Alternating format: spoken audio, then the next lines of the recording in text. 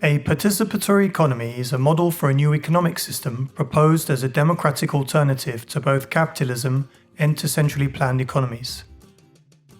The goals of a participatory economy are self-management, to give people control over the decisions that affect them in their lives; justice, so that burdensome work and income are fairly distributed; environmental sustainability, to nurture and protect our environment for future generations; and solidarity, to allow our natural human instincts for mutual aid and caring to flourish.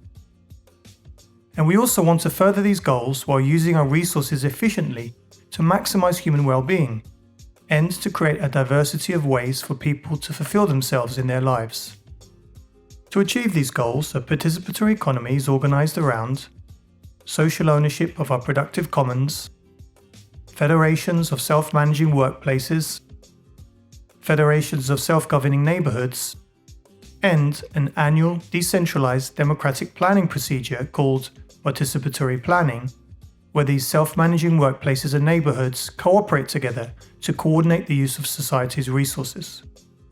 In a participatory economy, the resources we use to produce goods and services are owned by everyone in society, not by a state government, nor by a tiny minority of private shareholders who gain vast power and wealth as a result. All this knowledge, technology, and resources we inherit today are a product of thousands of years of human endeavor, which everyone deserves to have access to and benefit from. We call this social ownership of the productive commons.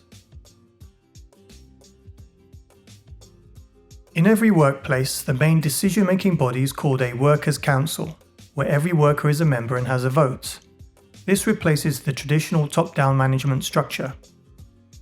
In the workers' council, co-workers design their workplace constitution.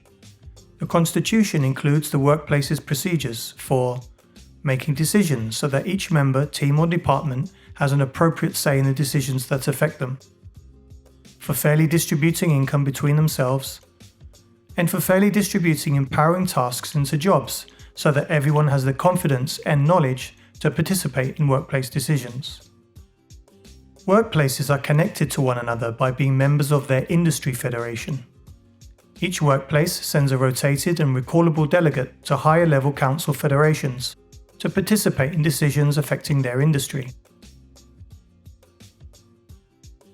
Every family or household is a member of their neighborhood consumers' council. This is a direct decision-making body where community members have the opportunity to participate in decisions around the consumption of collective goods where they live. Each neighborhood consumer council sends a rotated and recallable delegate to higher-level council federations for consumption decisions affecting larger geographical areas, such as transport in their city or healthcare at the national level. At the beginning of every year, every worker and consumer council participates in a cooperative planning procedure to decide on how to use society's productive commons. Worker councils submit plans for the resources that they need and the goods and services they expect to produce for the year ahead, including any pollution emitted. Consumer councils submit plans for the goods and services they expect to consume. Information is then updated and plans are revised over a series of rounds until a feasible plan for the year ahead is set.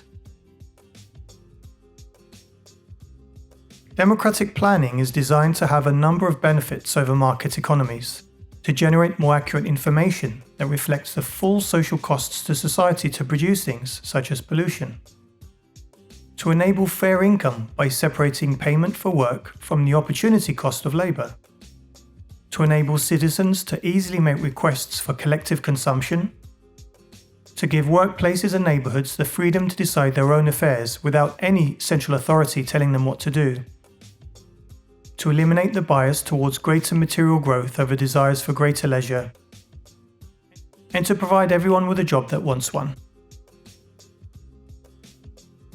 There are many real-world examples of elements of a participatory economy in practice today and throughout history. During the Spanish Revolution between 1936 and 1939, in large areas of Spain, including Catalonia, Andalusia, and Aragon, land and factories were brought under worker control by millions of people. In Barcelona, as much as 75% of all workplaces, including factories, but also hotels, barbershops, and restaurants, were self-managed and coordinated with one another through decentralized and horizontal bottom-up federations. In the world today, there are tens of thousands of worker cooperatives. Worker cooperatives are businesses which are democratically owned and controlled by their workers. Emilia-Romagna is a region in the north of Italy with one of the highest concentrations of cooperatives in the world.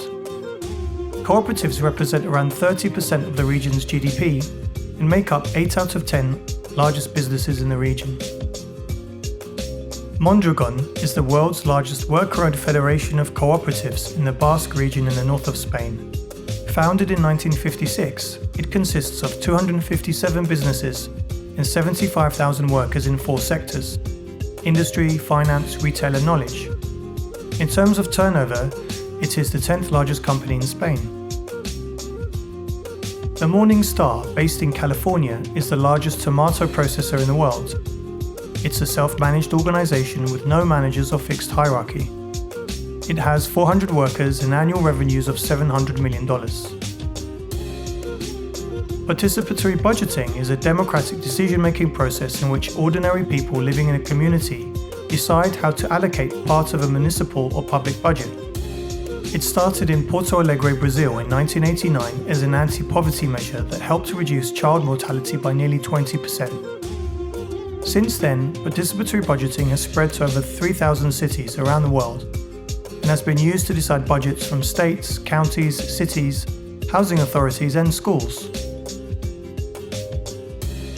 The participatory economy model was inspired by many such examples of people organizing around cooperation and solidarity with one another, and developed into a coherent economic system explaining how such practices could work in a modern society with millions of people.